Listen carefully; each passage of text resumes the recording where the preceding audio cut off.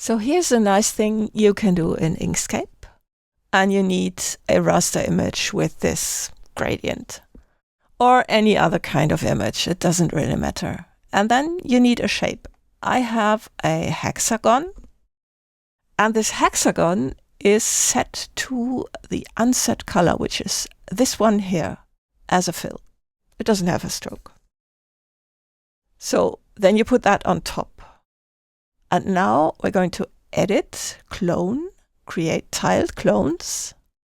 And now what we're going to do is set up a pattern for this. So we need to set up how they shift, which is in here. So we need simple translation here. Then go to Shift and enter these numbers. So these are the numbers -75, and this one here is 50. Then we have here -50. These are both set to 1. Then you set up the rows and columns here, which depend on the size of your image and the size of your shape. And the next thing is you go to Trace, and here you trace the drawing under the clones, which is the raster image.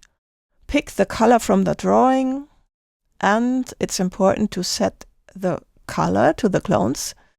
Uncheck the size. Usually the size is set up. And then go to Create. So now Inkscape does its magic, and you see I have not enough of the shapes, so I would need to have more columns here. And I'm just going to show you the results. So I'm going to zoom out, going to shift this to the side, and then you need to delete those that are black. And that's all.